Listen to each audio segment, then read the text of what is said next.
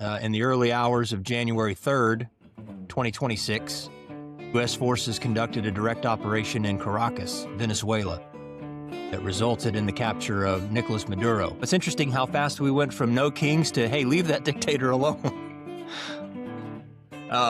So we've got people protesting, but something that plagues Americans, or at least a portion of Americans, is we tend to have very strong opinions about things we know nothing about. Just an incredible operation.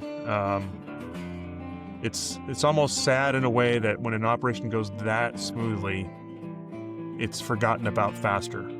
It's usually only the operations that are something bad goes wrong, where it's stays in the media and stays in the public attention for a long time. So unfortunately, this will probably be forgotten just in a couple weeks. But it was just an astounding display of American military might, professionalism, capability, and again, just the command and control that's involved to do an operation like that is just unbelievable. But the one thing that you can't dispute that America is the best in the world at, our command and control is so far above and beyond what any other country could even dream of doing. And hopefully that strikes a little bit of fear into China and Russia, for that matter. The softening techniques, we're testing Venezuela's reactions and then also what their air defense system could see and could not see. The drone attack that went into that port facility, there was no retaliatory strikes for it. There was no defensive measures on it. So it showed us, what size of a drone that they could actually see and defend against. That gave us our last icing on the cake of what we were going to be walking into once this thing kicked off. Northcom was involved. I mean, we're talking, they're tracking and they're coordinating that data transfer. People that see the news and they read like the quick titles and they hear about the wave tops. They don't see that communication factor when it comes to data transfer, communications, like live feeds. You spoke about the drone that was overhead giving that video piece to it. So many different things that had to happen, and you said it best earlier. Nobody does it better than the United States. Putting it on the board and saying, hey, this is how it would work versus this is how it did work.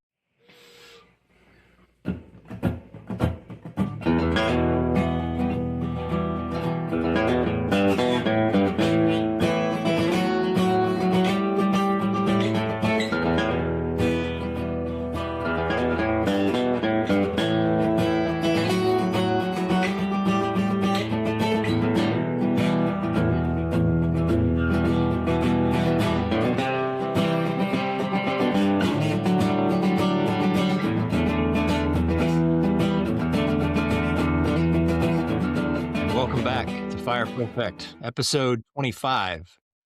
We're recording this on Thursday, January 8th, and I'm here today with James McBride and a returning guest, Master Sergeant Don Burns, and I'm Marcus Moyer. And it's been an interesting start to 2026. Things are hopping, as everybody knows. In the early hours of January 3rd, 2026, U.S. forces conducted a direct operation in Caracas, Venezuela, that resulted in the capture of Nicolas Maduro, Venezuela's longtime strongman and one of Washington, D.C.'s at least most deviant and defiant adversaries. The raid, a textbook raid, a master class in precision and integration.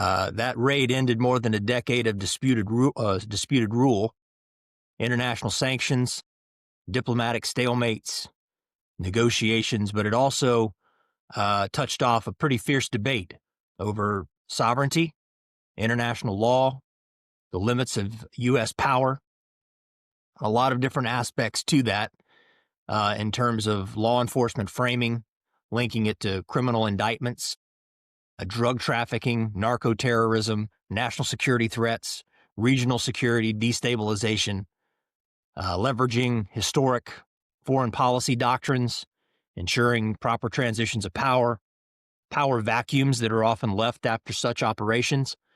So today we're going to try to unpack a lot of that. All three of us served in the Marine Corps, so we've got some experience with this type of thing. Each of us from a slightly different military operational skill or walk of life. So perspectives are different, but that's the value of getting everybody together to talk about these very interesting things. So we're going to try to unpack that event of January 3rd, what led to the moment, why it happened when it did, and what it means for Venezuela, for the United States, for this hemisphere, and for the global order in general. So, gentlemen, how are we doing today? Excellent. Yeah, it's a big operation, big impacts. We'll talk about that in a bit here, but yeah, doing well. Here in South Carolina, it's like high of around 70 today, in the middle of January, so it's kind of odd weather, but it's good. And happy to be able to talk about this. And again, we, as you mentioned, we're all three of us former Marines, relatively recently retired. All of us with different perspectives and also different parts of the country. And we'll get into that too, how Master Sergeant Burns has a perspective that we don't have that he can talk to here in a little bit. But yeah, just a lot of things happening. And this, like you said, this happened on January 3rd, and on Christmas Day, it's already been forgotten about, but Trump administration did some strikes in Nigeria in retaliation to the Christian persecution out there, which we touched on in a previous episode. So a lot going on militarily, and everything militarily in the last year has been incredibly effective. The strike in Iran against their nuclear capability with B-2 bombers and multi-use different aircraft flying across the ocean, and a flawless strike. So just a lot of things going on, culminating like we're talking about today with this Operation Absolute Resolve on January 3rd. And I'm so happy to have Master Sergeant Burns here again. It's his second episode with us as a pinch hitter, military expert to jump in on topics like this. So it's good to see you, Master Sergeant. How are you doing? Good morning. Glad to be here. Thanks for having me back. Coming from Yuma, Arizona, it's going to be probably 76 degrees today, so it'll be gorgeous. But as you alluded to, I'm really close to the border, so hopefully I can add a little bit of perspective from what's going on over here. Yeah, as we were talking before we kicked off this episode, I had not heard some of the things you were saying, so it'd be good to get that perspective. Somebody that's a little bit closer to the action where some of that started. But as is typically the case, when things like this happen, we've got there's social unrest involved at home. Like there are people on the streets protesting what happened in Venezuela. Social media never disappoints, adding sarcasm and satire and humor to such things. I saw something. It was a meme of President Trump, and he was in like a magician's outfit, with the top hat and the cane and everything. And the caption said, "For my next trick, now the left will defend South American dictators." And sure enough, they're in the streets protesting. And someone else said, it's interesting how fast we went from no kings to, hey, leave that dictator alone. So we've got people protesting, but something that plagues Americans or at least a portion of Americans, is we tend to have very strong opinions about things we know nothing about. And geopolitics is very complicated. And I would imagine people on both the left and the right have strong opinions about Venezuela. They might have strong opinions about Maduro. I would venture to say that probably before January 3rd, a good chunk of the country had never even heard that name, didn't know who he was. And we certainly don't understand the nuances behind Venezuelan history and politics, the vast majority of people. So, like, what was the circumstances and conditions in Venezuela that like led us to this point? What's the history of Venezuela? I don't know how familiar you guys are with that. Do you have any I mean, I can just talk, perspective? just overview. I don't have a ton of details, just that I know that, number one, they have the largest oil reserves, I think, in the world. And their economy before Maduro was doing well. I think it was one of the richest countries in South America before Maduro. And yeah, and I don't have all the details and timelines, but he took power, and he's a Marxist communist type of dictator, and drove their economy into the ground. Had an election and lost, and held on to power anyway. And the person that beat him, her name escapes me at the moment. She beat him pretty handily, I believe, and then she had to go into exile. And she ended up winning the Nobel Peace Prize.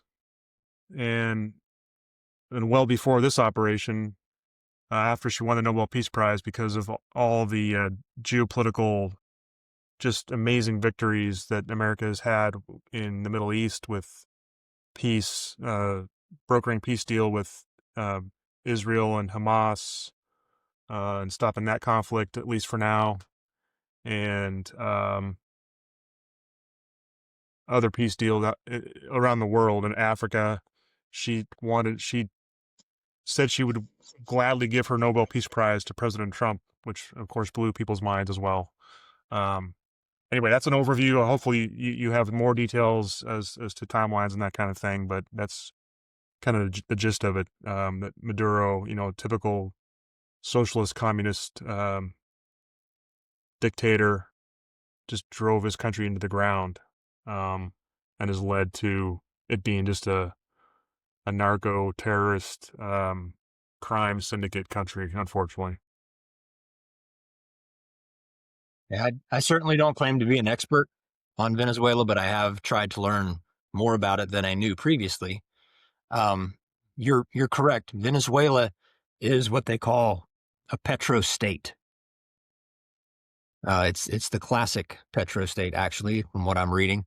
And there's a really good article that describes all of this history, and we'll put it in the show notes, from the Council on Foreign Relations. So Venezuela, also, you're correct, home to the world's largest oil reserves. And that oil was discovered a little over 100 years ago in the 1920s, but which you would expect would make a country very, very prosperous. And for a short time, it did. Venezuela was very prosperous. But decades of poor governance and internal problems and corruptions have driven what was once Latin America's most prosperous country, or at least one of the most prosperous countries, reduced it to economic and political ruin in just a matter of decades.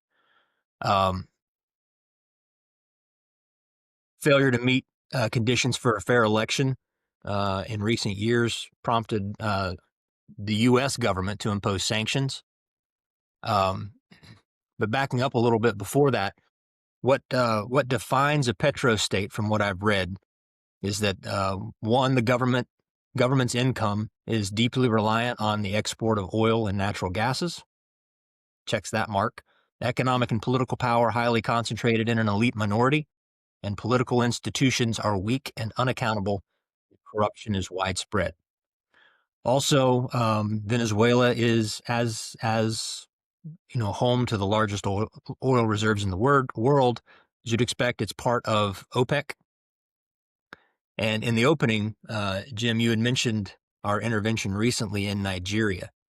And I should have known this, but I didn't. One thing that Venezuela and Nigeria have in common, they are both part of OPEC, and they are both locations for a lot of oil. Common denominator, important, maybe? I don't know. So in a country that is reliant for the most part on a single export of a natural resource, especially if that country is already somewhat unstable, it doesn't have a stable form of government, it tends to lead to these failed petrostates that this article in the Council of on Foreign Relations is talking about. In extreme cases, it says, in a country defined as a petrostate, resource boom attracts large inflows of foreign capital, which leads to an appreciation of local currency and a boost for imports that are now comparatively cheaper. Sucks labor and capital away from other sectors of the economy, such as agriculture and manufacturing, which economists say are more important for growth and competitiveness. And in extreme cases, this petrostate would forego local oil production and instead derive most of its oil wealth through high taxes on foreign drillers. So they've got all of this natural resource, but rather than use it to create jobs at home, they export that. They allow foreign drillers to come in and they tax the foreign drillers, which is, of course, is what Venezuela did. And the petrostate economies are then left highly vulnerable to unpredictable swings in global energy prices and capital flight. Council of Foreign Relations describes Venezuela as the archetype of a failed petrostate, marked by a turbulent economy, soaring debt, hyperinflation. At one point, Venezuela's inflation was 130,000%. Wow. Like I don't even comprehend inflation that high. We've had inflation problems in the United States. 130,000% in 2018. It's come down. It's slowed since then, but in 2023, it was still at 190%. Growing autocracy.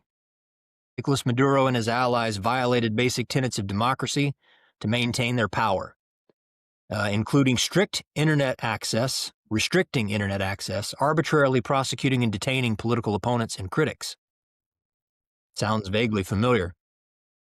And these issues, coupled with international sanctions and ongoing repercussions of the COVID-19 pandemic, fueled devastating humanitarian crises with severe shortages in basic goods such as food, drinking water, gasoline, and medical supplies.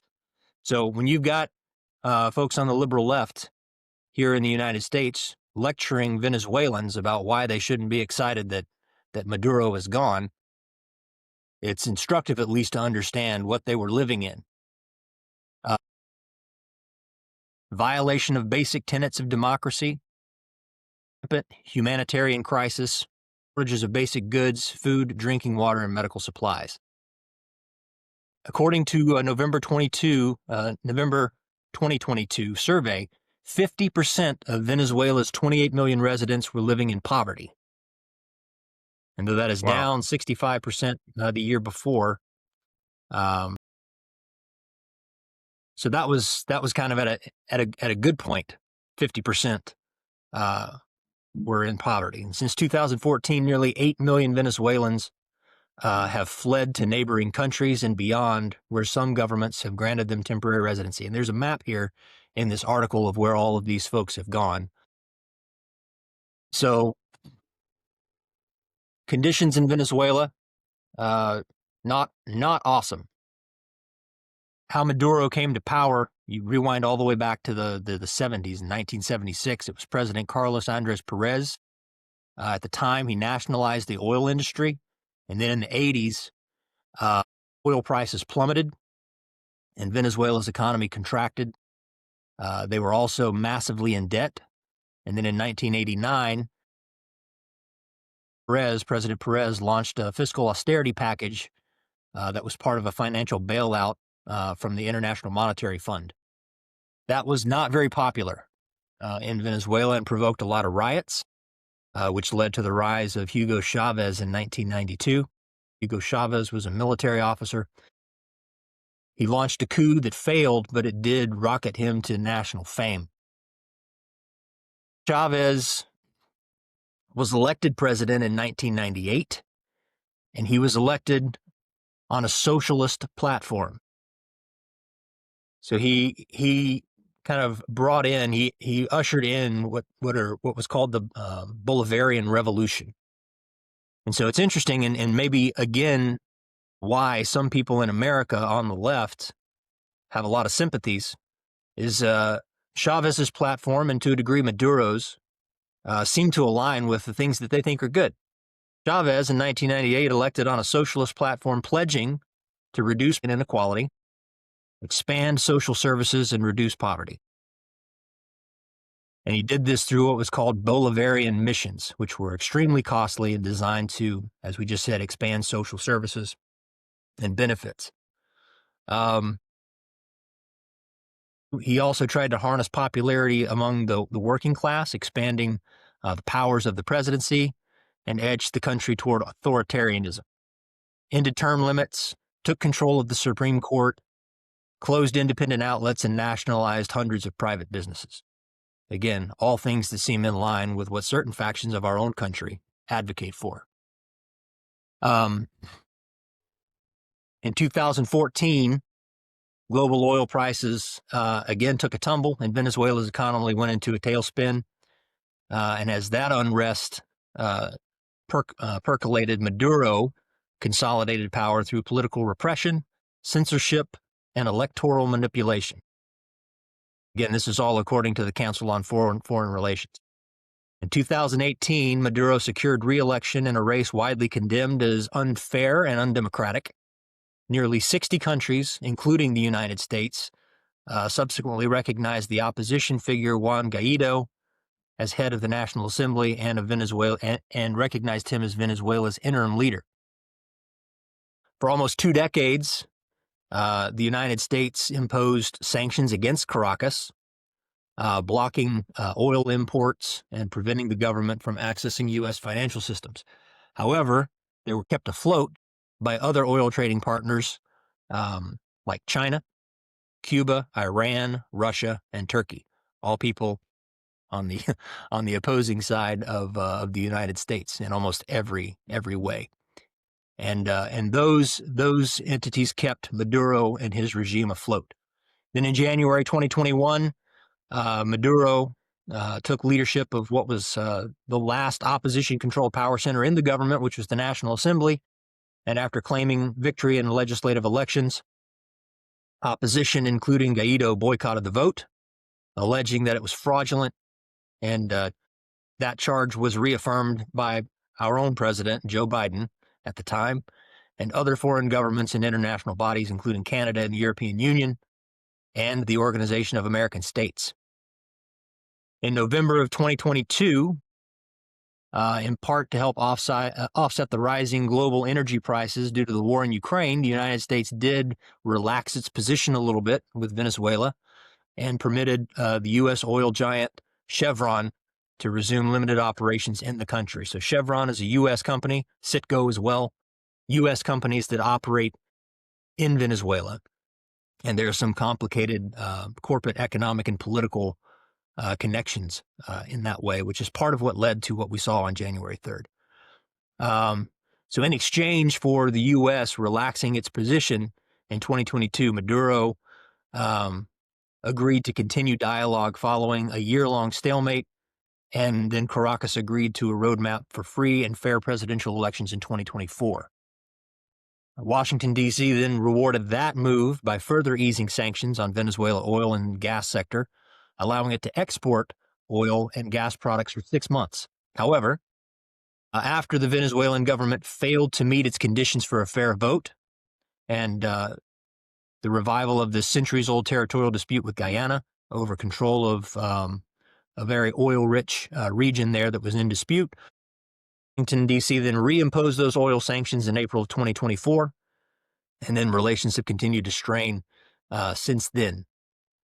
July of 2024 presidential election, which saw Maduro and the opposition party both claim victory.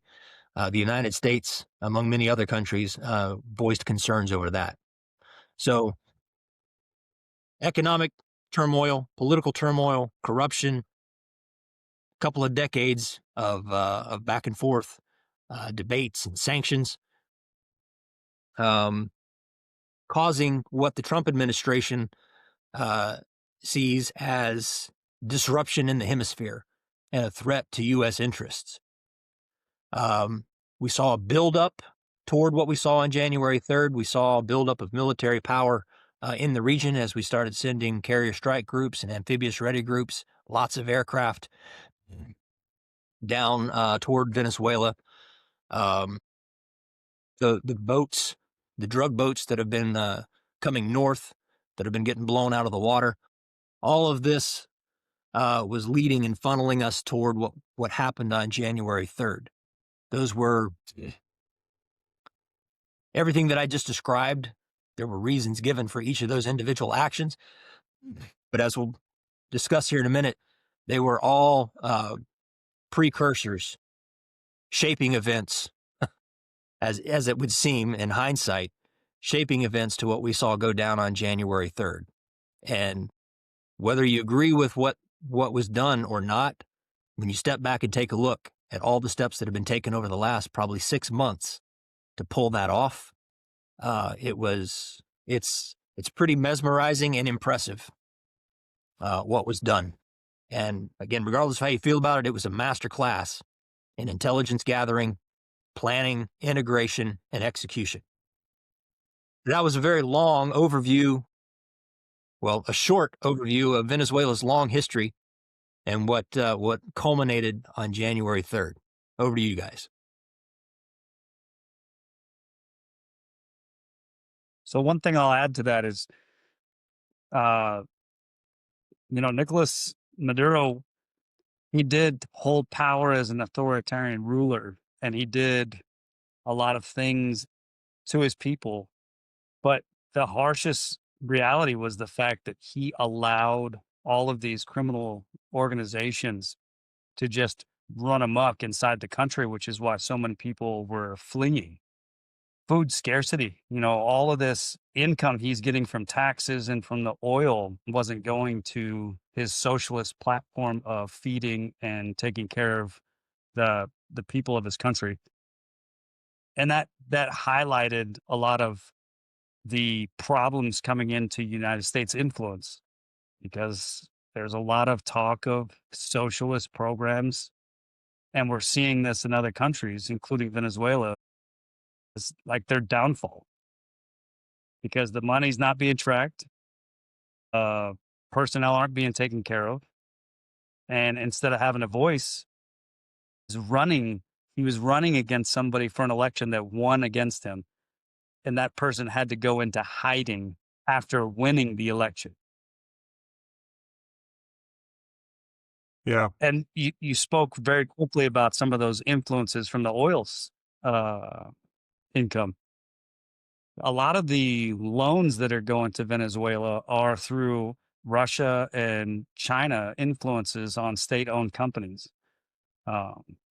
Russia has significant loans to Venezuela so that they can continue their stakeholding in the oil reserves that are there. I mean, they're part of the foreign drillers that you spoke about.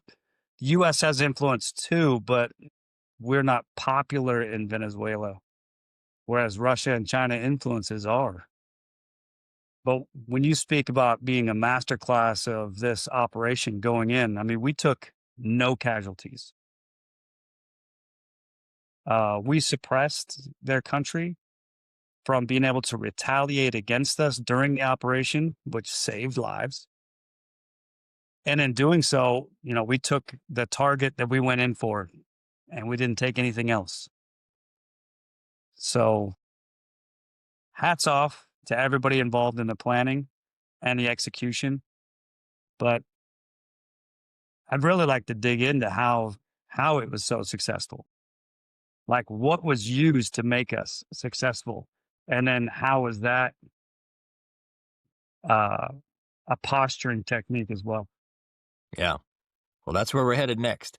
And I will say that when I first heard the press conference with General Dan Kane, he said a lot of really interesting things.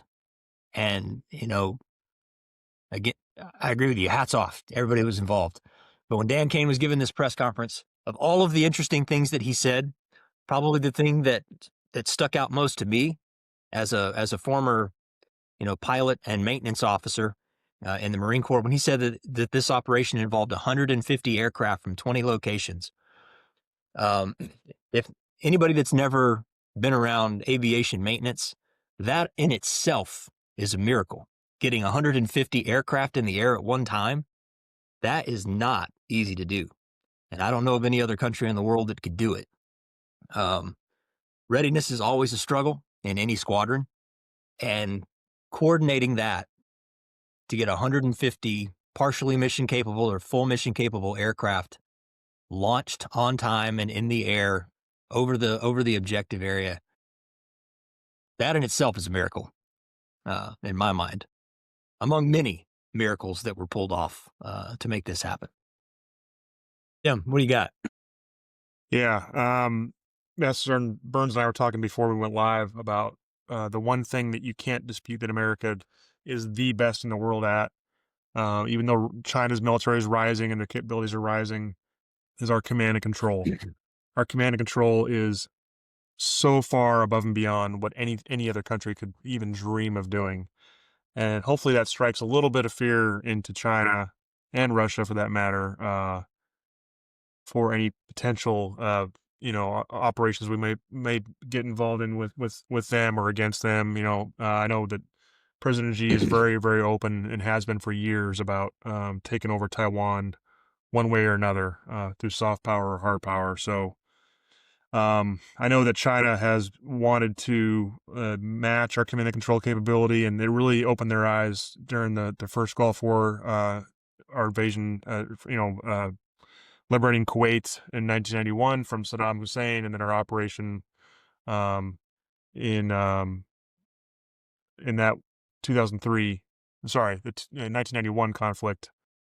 And since then, they've been very impressed. They've been trying to catch up with our command and control capabilities. They're trying to rely on AI to make up that difference, but it takes tangible, training, as our chairman, the Joint Chiefs, had said. He had a really good line, and I'm probably going to butcher it, but something to the effect of, we didn't train in order to not fail. We trained so that we couldn't possibly fail this mission, something to that effect. I mean, it was just an incredible speech he gave, outlaying the summary of the operation. I'll give just an overview of what I've read recently. I shared with you, gentlemen, that this article that in Real Clear Defense that summarizes it very well, like the who was involved and kind of the overview of the timeline. Let me see if I can get the author's name really quick here. It's in Real Clear Defense, published, I think, just a few days ago, written by Josh Luberisse, Luberisse. He laid out that the operation involved the 160th Special Operations Aviation Regiment, which includes CH-47 Chinooks, and we saw with live recordings of the operation for people inside the country, you can see the Chinooks flying across with this kind of silhouetted by moonlight, and they went ashore about 2:01 in the morning. And that's the 160th Special Operations Aviation Regiment's called the Night Stalkers, is their unit name. Also happened to be the same unit that supported the Bin Laden raid in Pakistan and the al-Baghdadi raid in Syria. And of course, Delta Force did a phenomenal job. They were on those helicopters. Went into Caracas, formerly, let's see, and quick history on Delta Force. They nabbed Manuel Noriega in Panama in 1989. Same unit that got Saddam Hussein in Iraq in 2003. And even though the Navy SEALs got Bin Laden in the Bin Laden raid in 2011, this Delta Force also supported that in peripheral operations and I think they might have been a backup unit in case something went really bad with the SEAL operation. And of course, they supported the al-Baghdadi op in 2019. The total mission from going ashore to extraction was less than 3 hours. They were back over the water. So they went ashore at 02, and I think came back around 03:20 in the morning. Or 04:20 in the morning, I think it was. It involved an RQ-170 Sentinel drone, which has supported high-level operations like this for several years now. An MV Ocean Trader, which I had never heard before, but is a spec ops naval vessel that I believe is an intelligence collecting and maybe even some jamming capabilities. I'm not sure. And of course, as Marcus, you alluded to, it involved an amphibious ready group as the USS Iwo Jima Amphibious Ready Group. And as we all know, an ARG is Navy and Marines and Special Operations all together at sea. And this was not an unopposed operation. There were and are Venezuelan IADs, or integrated air defenses, that include the Buck M2 medium-range surface-to-air missiles and manpads are primarily what their IADs is comprised of. And anyone who knows about IADs knows that helicopters are very vulnerable to them. It's one thing to fly, fast-moving jets at 30,000 feet to try to avoid some IADs, but when you're a low-flying helicopter full of special forces, you're very, very vulnerable. So the mission was not low risk. It was definitely had a lot of risk to it.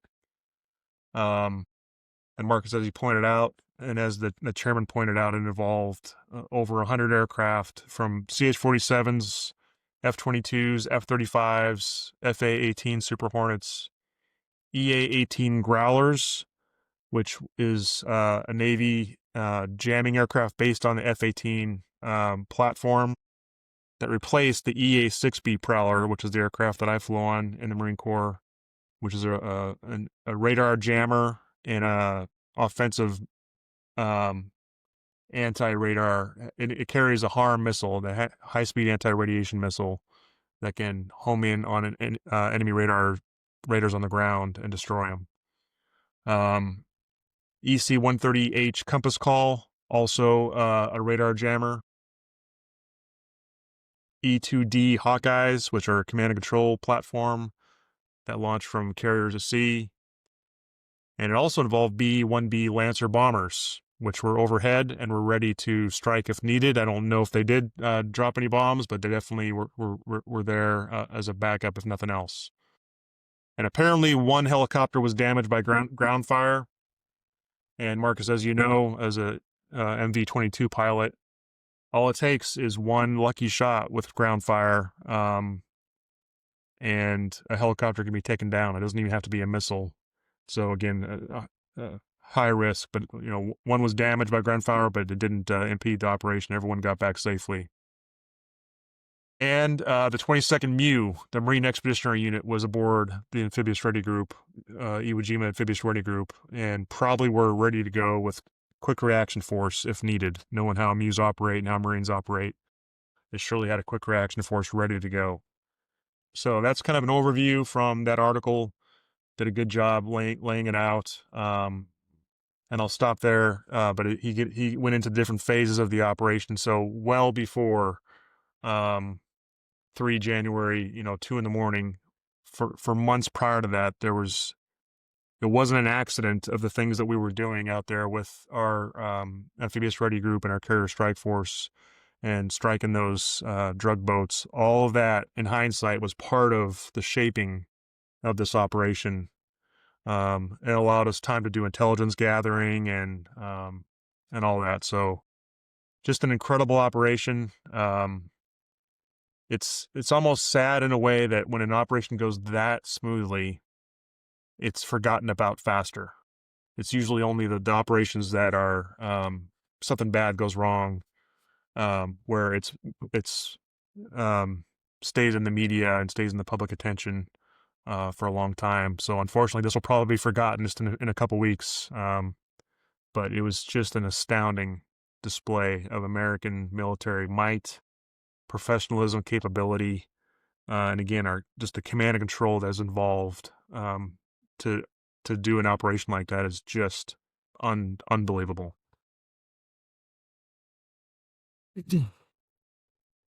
Yeah, the timing. This is maybe jumping ahead a little bit, but the timing was interesting as too.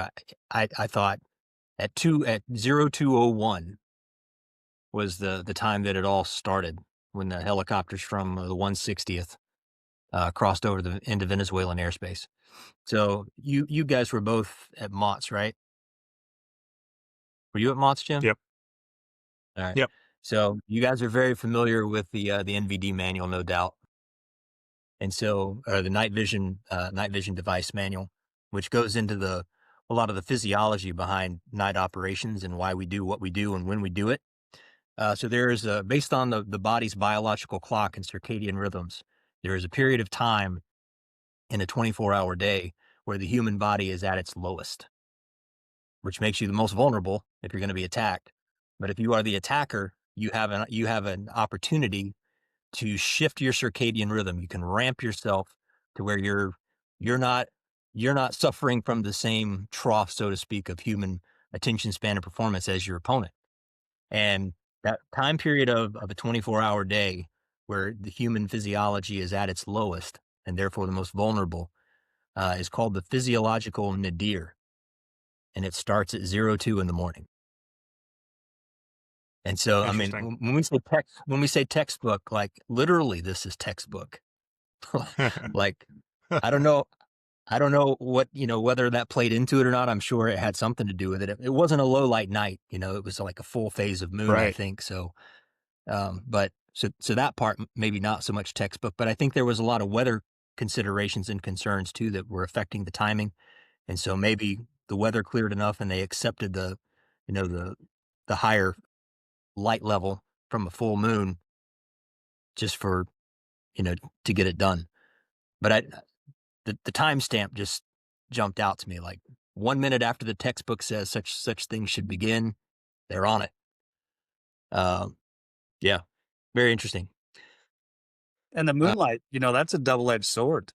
because with that much illumination, it makes it hard for the ground forces. It makes it easy for them to see what they're doing, but it makes it also easier for everybody else to see what they're doing. So that helo taking that to ground fire and still being able to take that crippled aircraft all the way back out, that was also an impressive fact. And so the weather, the phase of moon, the time of day, all of that goes back to what we'll call the first phase of this operation or the first aspect of it. We'll just kind of step through it. All of this depends on accurate and timely intelligence, which has to be gathered. And there's different types of intelligence. There's human intelligence, signals intelligence, SIGINT, um, and all of that takes time to collect and to analyze, to synthesize, and then turn into actionable information. So, Jim already talked a little bit about how the actions that were very widely publicized in terms of our naval forces, amphibious ready groups, and carrier strike groups being positioned down there, strikes on drug boats, all of which had their own motivations for sure, but it was also a very good cover for signals intelligence and human intelligence gathering. And this article pointed some of that out. What are you guys' thoughts on that? Yeah, there were Yeah, I can. softening techniques. Sorry, Jim, go ahead. No, it's fine. I'll just lay out the different phases that this author broke it down to. And as Master and Burns and I were talking before the meeting, again back to Mott's, which is the premier Marine Corps training, aviation training training ground, I guess you Weapons could say, in Yuma, Arizona, where every year aviation units and supporting units go and conduct very complex aviation operations that involve command and control. And that's where Master Sergeant Burns and I were both in a command and control squadron. So I keep hammering on the command and control part because we know how incredibly difficult it is. And that's where we, at MOTS, the bread and butter is the command and control facilitating and enabling very complex aviation operations. But the different phases of this mission, again, in hindsight, because we don't know, everything's classified. You don't know why all of a sudden we're striking drug boats off the coast of Venezuela. It could just be we're just doing that for that purpose, and that's what the public kind of believes. But then in hindsight, you see what was happening on the shaping operations I mentioned. So this author in this article laid it out very well. He just said that phase one was the intelligence preparation that you mentioned, Marcus, from around August to December 2025. CIA ground teams established in Venezuela, RQ-170 and other ISR, which is information, surveillance, reconnaissance assets, mapped air defenses, communication networks, and target patterns of life, which we'll get into in a minute. The military buildup in the Caribbean provided cover for increased ISR activity. So again, the carrier strike group out there, interdicting the drug boats leaving Venezuela that were going north, also allowed them to be there so they could do the ISR collections. Phase two, shaping operations, September to December 2025, strikes on suspected drug trafficking boats established a precedent for kinetic action and tested Venezuelan response capabilities. The December 24 CIA drone strike on a Venezuelan port facility was likely a final probe of air defense alertness and reaction time. Very interesting. Phase 3, the final preparation, late December 2025. Authorization received just days before the execution of the mission. All capabilities positioned by Christmas Day. The agreement with Trinidad and Tobago for airfield access provided additional forward operating locations. And then phase 4, execution, January 3rd, 2026, when the operation happened. Simultaneously, SEAD, which is suppression of enemy air defense, is SEAD, campaign and helicopter assault. Electronic warfare degraded Venezuelan situational awareness. Ground force achieved surprise and executed capture. Extraction completed before organized response. And again, Messer and Burns were talking before we went live, and he's like, it's like I'm reading it right out of a MOTS textbook on how to do an operation from beginning to end, and he's right on the money. I mean, it was just so flawlessly done. It definitely will be taught probably at MOTS here. The next class that goes through MOTS is gonna learn off of exactly how this operation went. But Master Sergeant Burns, what are your thoughts on that as far as just how the operation went and just tying it into your experiences at MOTS? Well, the cool thing about setting up the planning portion of an operation like this, it's normally all military. But in this case, because we're talking about defense of North America, we're adding in all of the other agencies as well. So you're using Homeland Defense, the CIA. I mean, you're using the human intelligence piece of it that you were talking about from the FBI within the borders of the United States. The waterways, the other countries that were involved in this, saying that we had other airfields to access. The coordination piece of this that people don't actually see was enormous. So the suppression of their integrated air defense system was pretty cool. But to see that everybody was on the same page to get this operation off and back within that timeline was just, like you said, it was masterclass. It was flawless. Everything that's behind the curtain that took the planning phase to get to that portion. I mean, we're going all the way back to where did they get the legal grounds for it? And you kind of touched upon it, Marcus, when you're talking about the narco-terrorism indictment from 2020. it gave us the self-defense, like law enforcement framework grounding to be able to set this up. And then the softening techniques, we were testing Venezuela's reactions and then also what their air defense system could see and could not see. The drone attack that went into that port facility, there was no retaliatory strikes for it. There was no defensive measures on it. So it showed us, what size of a drone that they could actually see and defend against. They gave us our last icing on the cake of what we were going to be walking into once this thing kicked off. So it's, I would say, textbook in a way, but also so many other facets. I mean, we're talking Northcom was involved. I mean, we're talking, they're tracking and they're coordinating that data transfer. You know, people that see the news and they read like the quick titles and they hear about the wave tops.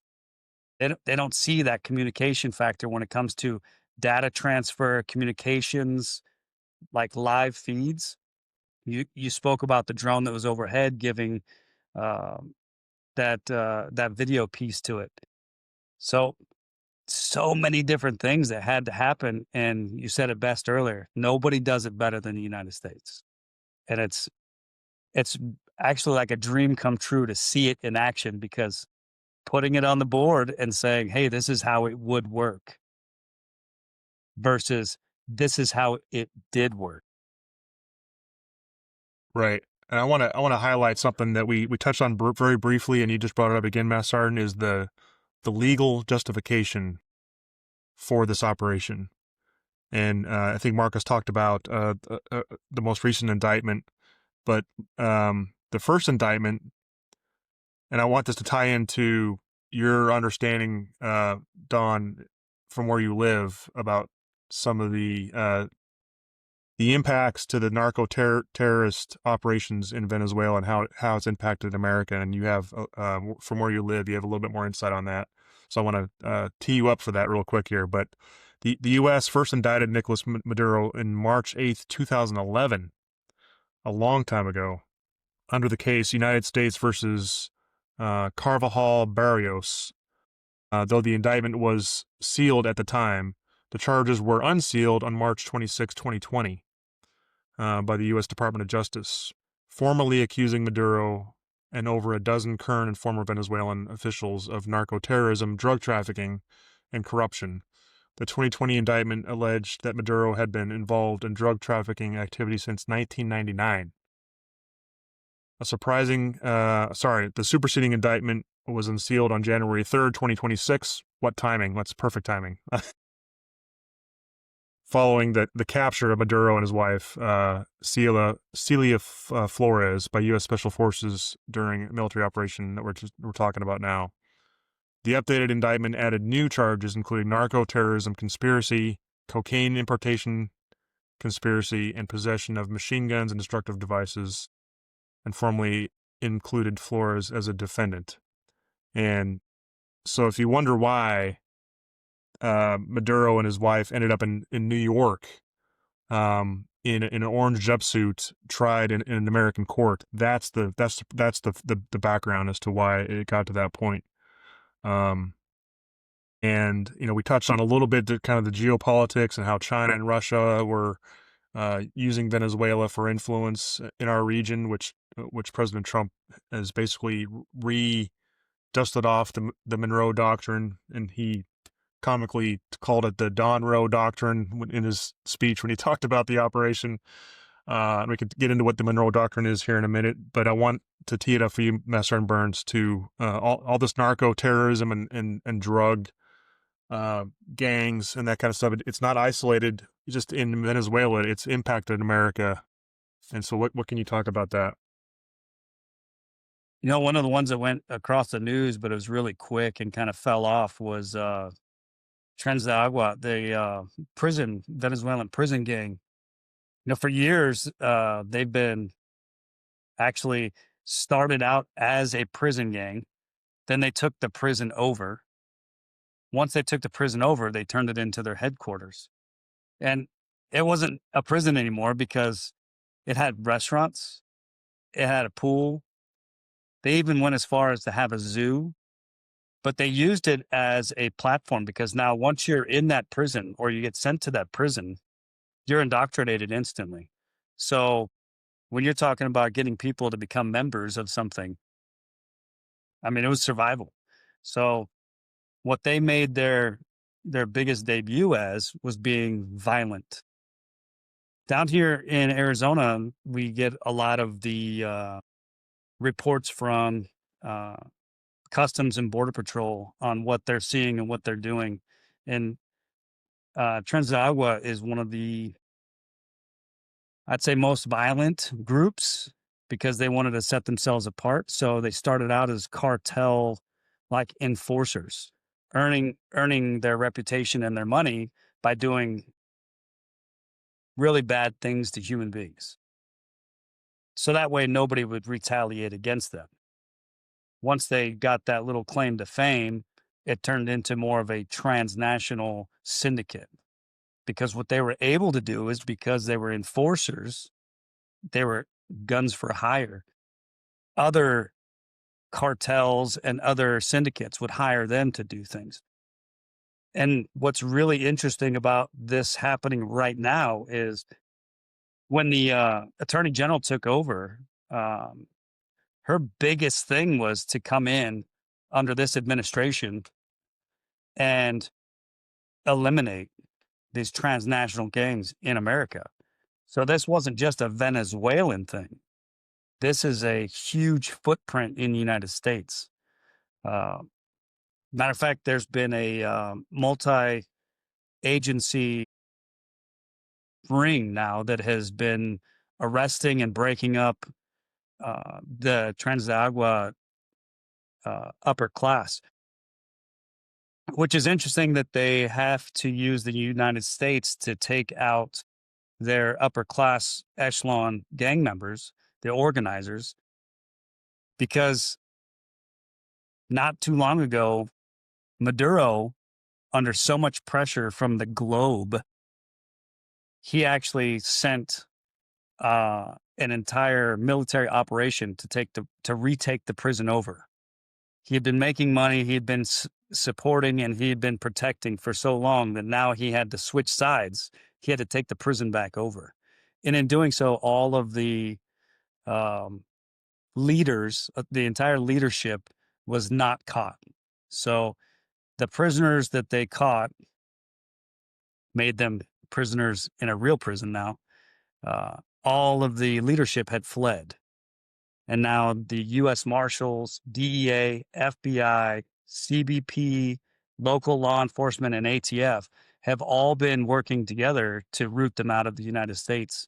And recently, a 4-state footprint was what they did most of their arrests. They had over 70 arrests, and they had a lot of the leadership that had been caught, and they were talking about deporting them.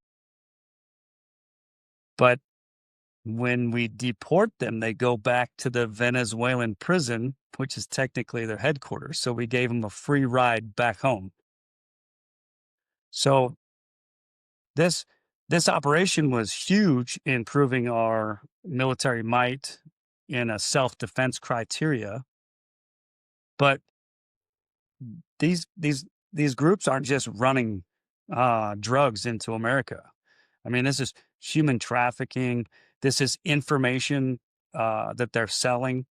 They've been moving weapons, people, and information in and out of the United States now for a while. And one interesting fact was during the Cuban Missile Crisis, Venezuela actually, for the first time ever, supported the United States and South America against Cuba. So they supported the U.S. against Russia's influence in the area.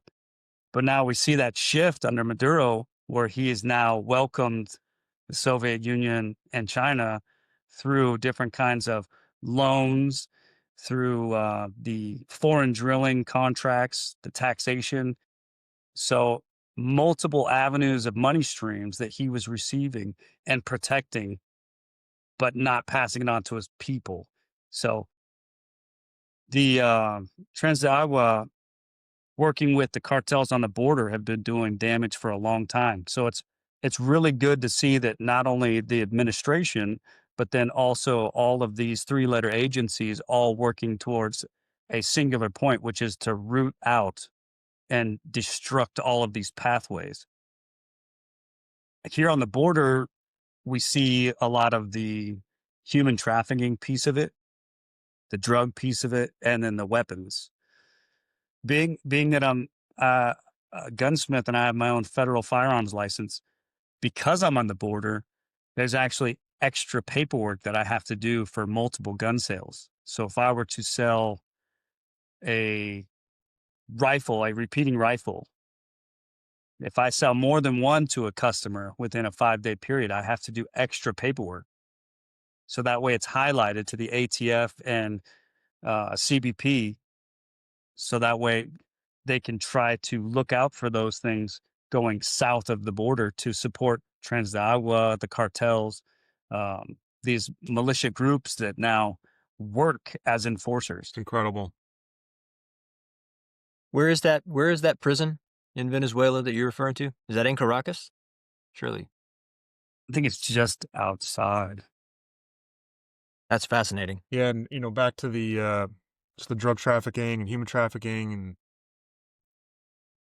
I keep bringing up China in a lot of podcasts because they do the CCP, of course, the Chinese Communist Party. They and President Xi, they want to weaken America, and one of the ways that he's been actually very effective, in my opinion, at doing is through fentanyl, getting fentanyl in America, and the drug trade and the gangs, and that's partly why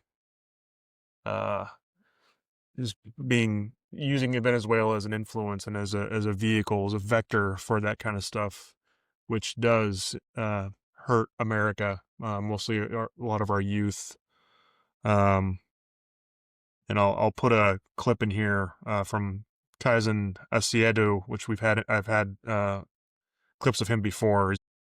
He has a business called Clear Thinker, and he lays out just very methodically just some facts about China and Russia's influence in Venezuela, and how and why it's much, much larger than just the drug trade and the human trafficking, but from a geopolitical standpoint, tangible things that China and Russia were doing in Venezuela and with Venezuela that we really had no choice. If we just sat back and just kind of let the status quo be, we would be weaker and weaker in the region and globally, with our strategic competitors increasing their leverage and their just influence in our hemisphere. We didn't really invade Venezuela because of drug trafficking. This isn't really just about oil. It's about China, which deployed a spy ship off the coast of Venezuela in August to monitor our military. It's about Russia, which landed planes that can carry nukes to America at least 3 times in Venezuela. It's about the fact that Maduro wasn't even the democratically elected leader of Venezuela and was giving our biggest rivals the ability to hurt America in our own backyard. This is about power. And in case you haven't noticed, we've been losing it to China. Trump isn't the first president to make a power play for America.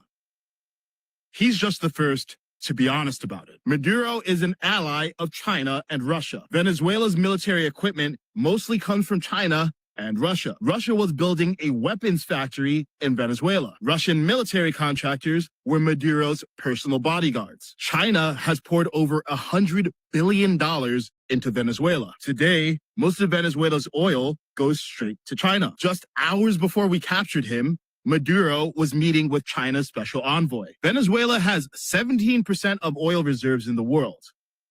Do you want that controlled by China? Some people are saying it's immoral to interfere with Venezuela's affairs like we are. But guess what? China and Russia already were. And maybe you think it's immoral for us to get involved, even though they are, but morality is a convenience that only the powerful can afford. Morality is a local language. Power is a universal language. Our adversaries don't care about our morality. They care about winning. So we need to speak in a language they understand. And what Trump did, translated into the language of power, is say, don't mess with America in our backyard. I guess we talked briefly about the Monroe Doctrine, and that's been invoked a lot. But I haven't pulled it up yet to talk about it. But we'll pull it up and we can talk about Monroe Doctrine quickly. While you're pulling that up, Maduro is certainly no angel by any stretch of the imagination. But I do kind of wonder how much of his behavior and Venezuela's behavior has been their own choice, or behavior that they've, because of their connection with China and Iran and Russia, they're doing what they're told and they have no choice in the matter, because of, like we were talking about before, as this failed petrostate, who really has no internal production capability because they've farmed it all out to foreign drillers, and they rely on the taxes. They are really firmly in the grip of China, Iran, Russia, and similar state actors to do their bidding. Otherwise, those other state actors have absolute ability to further crush their economy and make life miserable for them. So, like I said, Maduro is not an angel, but I wonder how much of what has been happening over the last decade was his idea. Yeah, when you make friends like he did, you don't really have many enemies. They're all in your inner circle already. Transagua is one of them, but then FARC is another one. So the Revolutionary Armed Forces of Colombia, they had a lot of influence because they were the ones supporting the cartels. Most of their income is coming from the drug trade. So they had a huge stake in there as well. So I agree with you. I mean, how much of his decisions were not really his decisions? How much of him being there was him being a figurehead? But at the same time, the way that he did the elections, Yeah. there's over 50 nations that didn't recognize him as a president of Venezuela. Yeah. And the statistics that I remember, I think the election was like 70-30.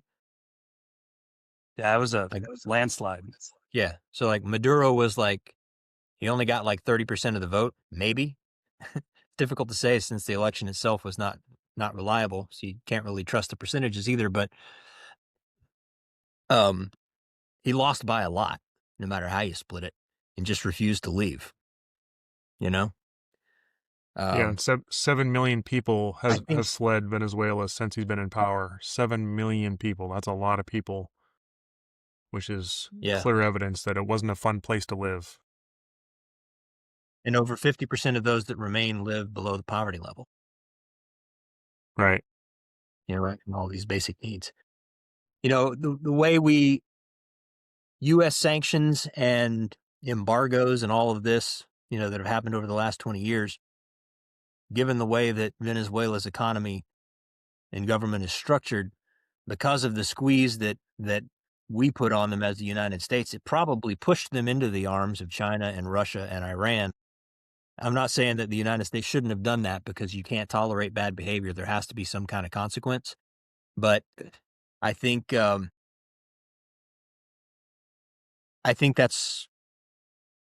since they didn't have the capacity, or maybe the willpower or the motivation to take charge of their own economy and their own oil production and own the resource that they actually have at their disposal. They took the lazy way out, let other people do the work and charge them, tax them for it.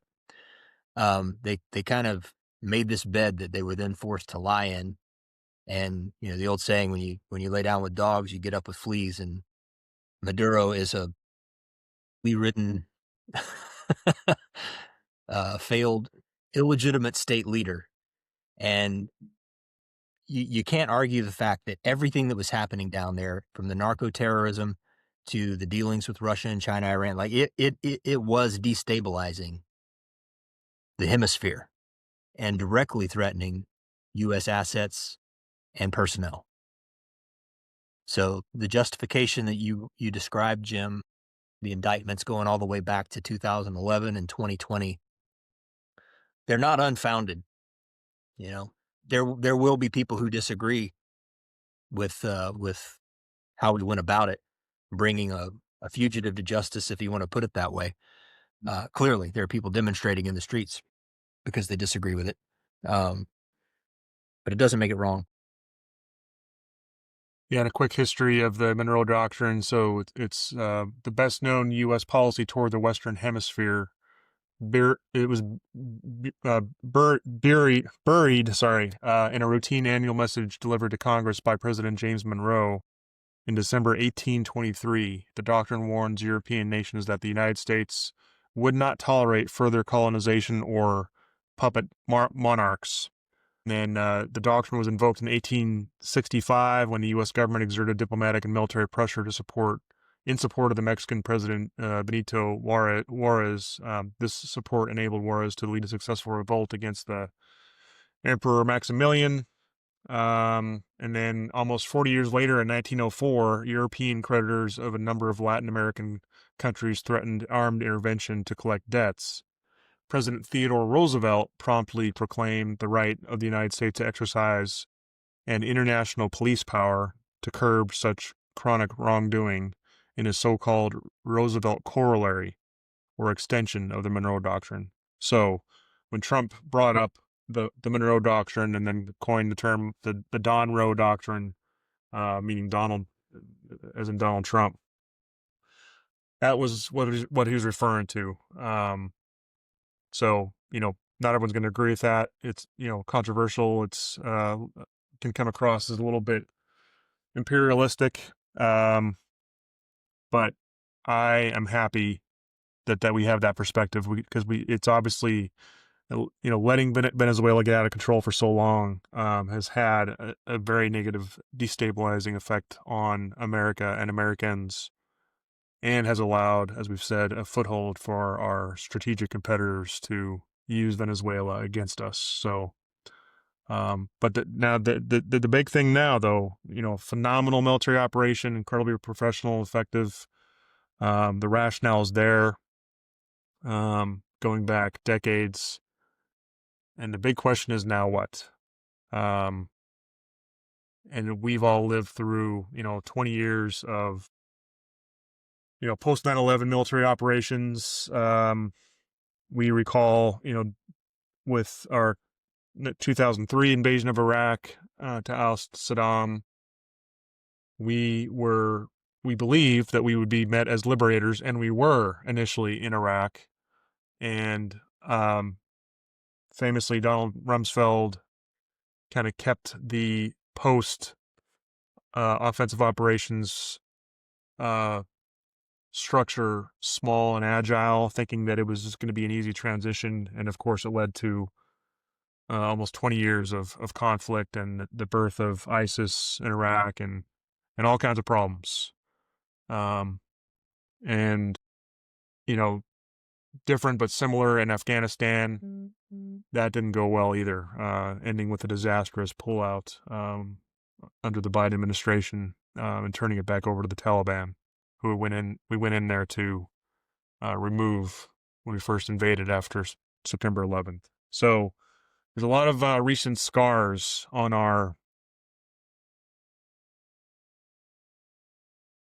nation. I don't know what you want to call it. Our nation building attempts around the world. And again, Iraq, Afghanistan, another two examples of, definitely Afghanistan justified. Iraq, we thought we were justified, and now that's arguable as far as, weapons of mass destruction and all that stuff. But we went in there believing we were justified in going in there. And I don't argue that we especially with Afghanistan, that we shouldn't have, but the following operations didn't go as planned, as we all know. It has led to thousands of U.S. Military deaths and a lot of civilian deaths, etc. I guess we can kind of wrap this up in a little bit here, but just ending with, what's next, and how can we prevent that from happening? And of course, Venezuela is not Iraq, it's not Afghanistan, it's a different story. But I do have a fear that anti-American influences around the world will want to purposely just destabilize Venezuela even further in order to make it hard for us to get a victory out of this, to try to pull us into an unpleasant, prolonged conflict. So that's my fear now. So what do you guys think about how and what we can do to try to make this successful in the looking back on history? That's a loaded question,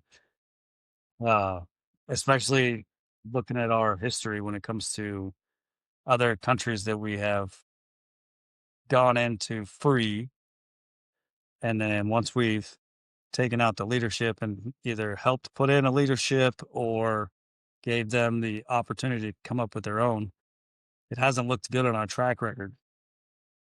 I think this one's going to be a little bit more difficult than the others, though, because it's very close to our own border. We talk about Korea, Vietnam, World War II, everything was pretty far away. This destabilized country is a powerhouse when it comes to the oil reserves, which is huge attention, but then it's also like the staging point for a lot of these criminal organizations to bring different things in and out of the United States. So we're going to be faced with a huge problem, not just from other countries' influences, but also from the destabilized criminal organizations that are inside the borders that are making the Venezuelans themselves miserable. Who are we going to get from inside the country that wants to go to a leadership position when all the crosshairs are going to be on them from every direction? And it kind of goes back to what we did before when it came to like South Korea. We built military bases and assisted them in coming up with their own economy. We didn't tell them what to do. We didn't take anything from them. We used it as a foothold because we wanted to stay in the area, but we helped that country get onto its feet. One of the things that we did with Iraq is we helped get the oil production under control and back on. But that was the only help that we really gave Iraq. So if the U.S. is going to follow through with this operation completely, it would be not only getting the country safe for their own citizens to take it over, but then also protecting them long term, because it's in our backyard. We can't allow another country to come in and take a foothold as the main supporter. It needs to be the United States. We came in, we removed the dictator. We need to stick around and make sure that they have the ability to get back on their feet, because their economy could recover and take care of themselves. They were the richest South American country at one time. It won't be hard for that to happen again. What do you think, Marcus? Yeah, and Trump has owned it, and I'll turn over to Marcus. Trump has said, we are now running Venezuela. And he said that multiple times. He's doubled down on it, tripled down on it. So I don't know yet what that means, but I agree with you that I think we have to somehow guide this ship into a healthy direction, because either with no intervention at all, it could just unravel because of, like you said, Don, just the forces that are there. It's still Maduro's people are still kind of running the show. They're corrupt. We know that. They're criminals. We know that. They obviously don't have the people's best interests in mind.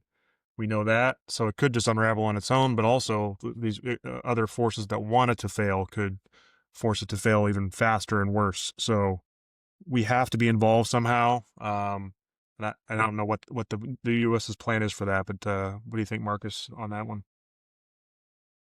All really good points. I think one thing that makes it a little bit different than the other case studies that we've mentioned here is that, at least for the time being, there is still a Venezuelan figurehead in place. We nabbed Maduro, but his vice president was very quickly, sworn in as the interim leader, Delcy Rodriguez. Um, it doesn't provide a whole lot of comfort though, because, and I don't know how involved she was with Maduro's shenanigans. I mean, as the vice president, you would think she was probably part of the problem.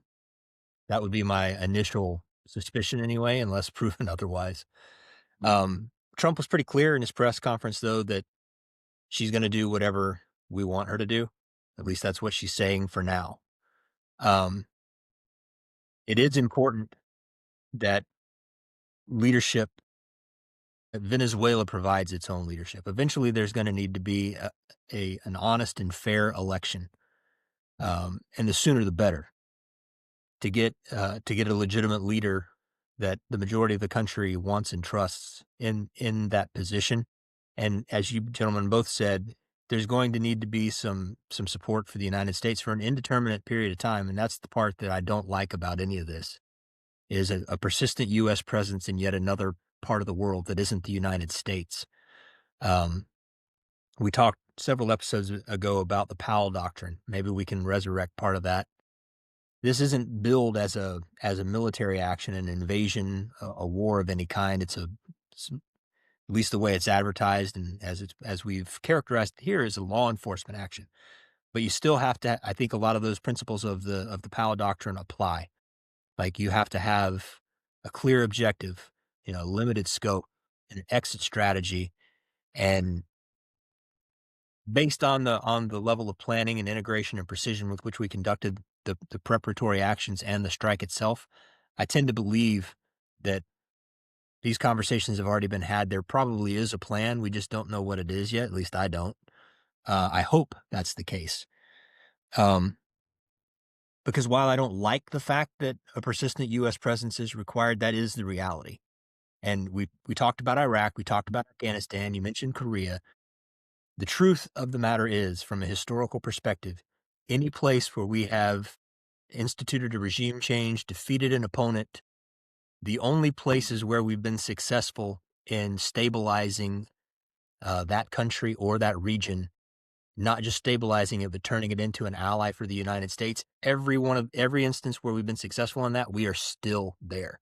World War II ended in 1945, but we still have a presence in Germany. We still have a presence in Japan. The Korean War, that ended in the 50s, we still have a presence in Korea. And so that is a little bit disheartening to me, to think that 70 years from now, we could still have a presence in Venezuela. But that seems to be the reality of history. And there's a price that we have to pay for stability at home. And as much as I don't like it, sometimes that involves, what George Washington warned us against doing, which is getting too tangled up in foreign affairs. That was a very long non-answer. No, you're right. None of us really know what the plan is, and I'll be honest, I was a little bit disheartened when I watched the Sunday shows after the strike happened, the very successful military strike happened, because Marco Rubio was on the Sunday shows, and I didn't sense a really clear answer or direction as to what's next. And of course, he was asked very pointedly. They quoted President Trump multiple times. Trump said, "We are now in charge of Venezuela." What does that mean, Secretary Rubio? And I just didn't get a clear answer. He did mention, a lot of the influence we have there, obviously with the oil, which is probably their primary source of biggest aspect of their economy. And if it's not, it should be, because again, it's the largest reserves of oil in the world. So there's a ton of potential for us to help them make that, make their economy grow rapidly. Like we've all said, how it did before Maduro. economy was gangbusters. I think the best in South America. So there's a ton of potential, and I think we have there is plenty of smart people in the U.S. government that can help guide them towards success. And unlike the other examples we mentioned, Iraq and Afghanistan, Korea, this is in our hemisphere, so we have a very, very different vested interest, or more of a vested interest to invest everything we can to make it work and functional. And of course, the neighboring countries around South America want that as well, I think. So, yeah, I guess we'll just have to see over the next few weeks what that means. You know, with President Trump speaking very, very confidently and tripling down on, we are running the country. That does give me some sense of comfort that there must be a plan, or he wouldn't be saying that, so confidently over and over again. And, we're not going to, just like we didn't reveal our cards before the strike, we're not going to advertise something we're going to do if there's some groundwork that's involved to get to the point where we can actually execute a plan. So that's probably what's happening right now. We're trying to line things up before we can start going forward with some kind of transition for the country. I'm quite confident he has a plan, and I'm sure that whatever he proposes, whatever he has in mind, will certainly benefit the United States, because that is, after all, his main driver. But that doesn't mean that it can't also help Venezuela. With the largest oil reserves in the world that we now control, because as he said, we're running that place for the foreseeable future.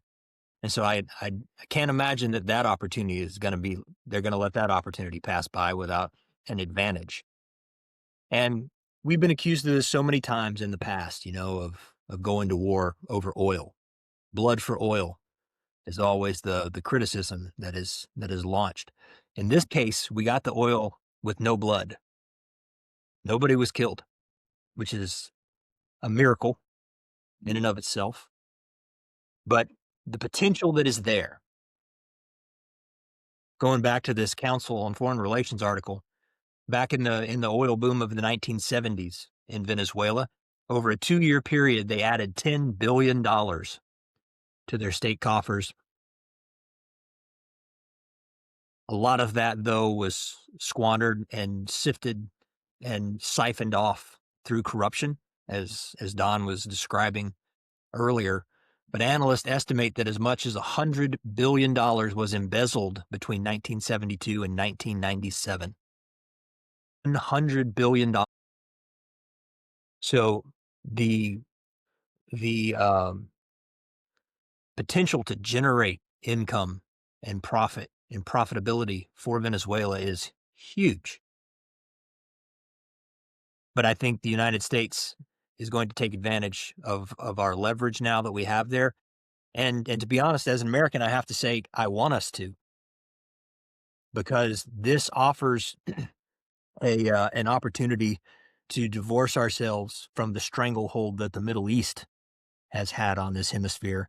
And as we said before, Venezuela was tied at the hip with China and Russia and Iran, all of whom were involved in the stranglehold that existed on American energy. And one of the things that I appreciate about Donald Trump is that for so long it seems like the board has been set, the gaming board has been set, and there's particular rules that apply, and nothing can ever get better or improve because you can't move outside of your square, And one thing that he's been very good at is thinking outside of his square. And in this case, a move that, almost nobody else probably would have attempted has completely shifted the rules of the game. We now have assets that we didn't have before, whether you agree with how we got them or not. But it certainly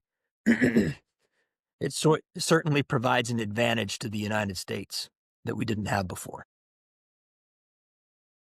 One thing I want to throw out there is we said it lightly a couple of times, is we see when we remove the leader of a country, the power vacuum that comes in.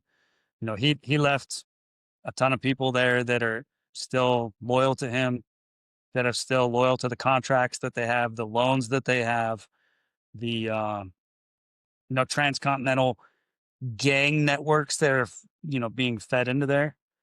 Um, I I know there's probably a plan in place that's probably super smart, way bigger than me, but I would like to see a U.S. military base put into Venezuela to stop any of that other foreign footprint from coming in and taking advantage of the Venezuelan people anymore.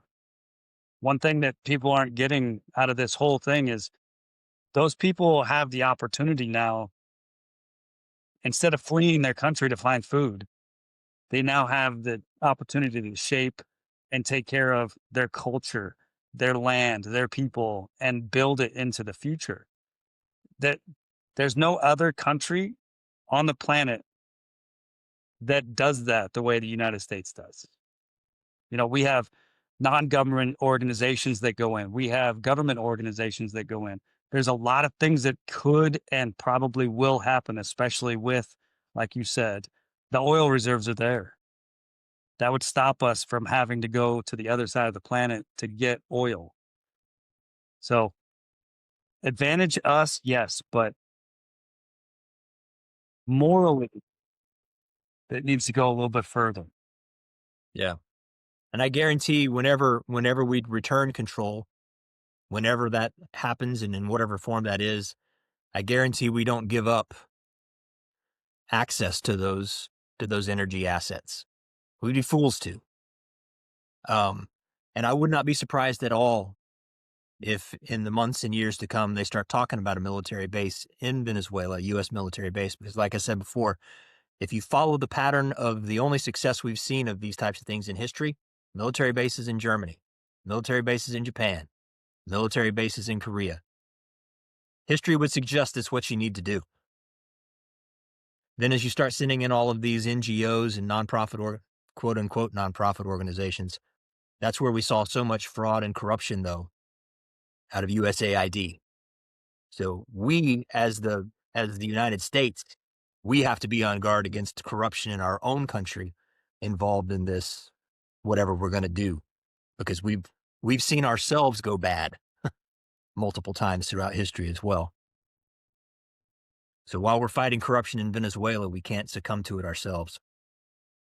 Great point. Yeah, that's a great idea. Master Sergeant Burns, really good idea as far as a military presence there, and my mind jumped right to like a U.S. Navy shipyard would be incredible right there, because China, they're outproducing U.S. military naval vessels by millions of tons per year now. And it's because we have degraded over time our Navy shipbuilding capabilities, our military infrastructure. So I can just imagine, building a shipyard there in Venezuela would be awesome. Give us a little bit more redundancy. So China has 13 major naval shipyards. And the U.S. only has 4. We have Norfolk in Virginia, Portsmouth Naval Shipyard in Maine / New Hampshire, Puget Sound in Washington State, and Pearl Harbor. And China has 13. And they are estimated that their shipbuilding capacity is estimated over 200 times larger than that of the U.S. in tonnage.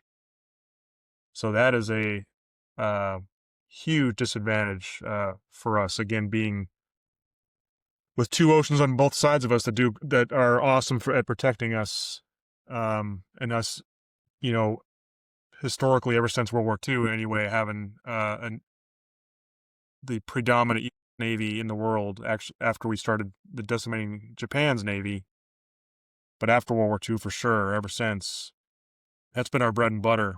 And again, if we have to go, if we get involved or if we have the option of defending Taiwan, for example, from if China invades Taiwan, if we don't have a naval capacity that gives us redundancy and enables us to both produce ships and repair ships, then we're at a strategic disadvantage. And we are right now, I think, when it comes to that with China. Anyway, just my mind went in a direction that you brought up there, Master and Burn. That's a good idea. And it would help their economy, too, dramatically. That's a fantastic point, Jim. A shipyard in Venezuela. One of the reasons that United States has fallen so far behind in its shipbuilding capabilities is we've lost the expertise, and China is running away with it. They're the number one shipbuilder in the world, but interestingly, I believe the number two shipbuilder is our ally, South Korea, and so they have the expertise that we need. And imagine a shipyard in Venezuela run by the South Koreans, building American ships. We all three win. Yeah. Employing a lot of Venezuelans in the meantime as well. Yeah. So all four of us win. Yeah. Could you imagine the footprint that would give us too on the trafficking? All the illegal trafficking 100%. coming from South America. Now you have a actual base, a naval shipyard for self-defense criteria to stop all of the waterways. But then also the landmass is so small at that point. We would give probably a little reprieve for Mexico's Navy and military to where they might actually have the opportunity to rebuild a lot of their corrupted pieces as well. We should mark this and see how accurate our predictions are. We may have just stumbled into what they're already planning to do. Yeah. Yeah. That'd be cool. Port authority and control that you just mentioned, Don, that would be huge. I wonder though, proximity to Puerto Rico, is this too much jammed into a small geographic area? Because we do have some assets in Puerto Rico as well. But strategically, I still think it'd be a smart move. Yeah, give us more leverage over the Panama Canal as well. Venezuela tower defense video game. What's that? It's going to turn into a Venezuelan tower defense video game, stopping everybody from taking the oil reserves. I love it. Well, gentlemen, I'm ready to wrap this up. I think we. Oh, go ahead. I was just going to say the whole topic of shipbuilding and American naval power is something worth talking about in a future episode. I don't know, Jim, where you were grabbing your information from. It sounded like it was coming from an article I read in Politico several weeks ago. I don't know what you were reading. I actually did a presentation and a paper on this on my when I went to Eisenhower School. This was my focus. And it's we learned a lot of disturbing things about our capabilities and how it's eroded over the decades. And really quick, the contrast to that of really has that in my mind about having more shipyards and redundancy and flexibility.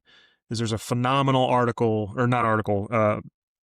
section of Victor Davis Hanson's book, Carnage and Culture. Really, really good book. Carnage and Culture, Victor Davis Hanson. He has little vignettes, which several of his books are like that. He'll talk about military leaders, and he'll have different leaders, different periods of time. This one just talks about how free market democratic countries are inherently more effective at waging war or winning a war over time because of the free market economy and how adaptive it is and responsive it is and flexible it is. And he used a really great example in that book of talking about the Battle of Midway and how Japan, of course, with their surprise strike on Pearl Harbor and taking out a lot of our ships. They missed our carriers, thank goodness. They were out at sea unexpectedly, but a lot of our battleships and cruisers and all that, they did a lot of damage at the Battle of Midway. And I think there was at Pearl Harbor. And then I think there was another battle prior to Midway where they did damage a carrier or a battleship or something to that effect. And when the Battle of Midway happened, Japan didn't they're kind of calculating in their minds, okay, what ships are left? What ships does America have right now in the Pacific that we could come across? And that's part of their tactics when they're floating across the Pacific. And they didn't expect one of our ships that was heavily damaged in a previous battle to be back in action. They thought it would be impossible. But because of our innovative, elbow grease and just our industrial base that we had in America back then and how we ramped it up miraculously for World War II, and we had several ports along the Pacific coast, we were able to get that ship repaired and turned around at miraculous speed and back in the battle. So there was a very capable ship in the Battle of Midway that they didn't even expect would be there at all, which led to contributing to our victory there. So it just really, and the reason they didn't believe it was possible because the way their shipyards operated, it was much more methodical and slower, and they just the way they're they were very renowned, obviously, had a civil military industrial base in Japan in World War II. That's why they were so effective, but they weren't as adaptive and responsive and flexible as the free market kind of mindset in America. So anyway, it's a really good vignette to read, and I actually had my OPSO at my squadron. You remember this, Master Burns? Maybe I had our OPSO give a class on that. Anyway, so contrast that when we had dozens of shipyards just on the west coast of America. We're down to 4 in the whole country in America, and we're just not as strategically flexible with our industrial base, both with producing large things like ships, but also small things like microchips and the technology we need. We're heavily reliant on Taiwan, and unfortunately reliant on China for a lot of our the more what's the word I'm looking for, the rare earth elements that you need to make all this stuff. So went on a tangent there, but yeah, it's definitely a topic that I'm passionate about and would love to have an episode on that too. Well, I appreciate you guys having me on here. This was phenomenal. Thank you, Don. You're welcome anytime, man. Definitely a subject that's close to home for me because of everything that's going on with the border and following it pretty closely. So it was good to hear all of the other facts as well, because I mean, this is a subject that I think you touched on, Mark, is that most of Americans didn't even know who this guy was. They didn't know the effects of it, but now everybody is, bleeding hearts that are out in the streets. But if they even did, the tiniest amount of digging of information, they would realize that, the bleeding heart piece of it should be for the people in the country of Venezuela, not for this militaristic dictator that's been illegitimately running the country for so long. 100%. Well, it's been instructive for me. I appreciated hearing you guys' insights and your perspective on it. Enjoyed it. Yeah, man. Good to see you guys as always. That's John Burns. It's been a while. Glad you're doing well with the business. It's good to see you. All right, gentlemen. All right, God guys. bless you guys. Thank you. See you. Thanks.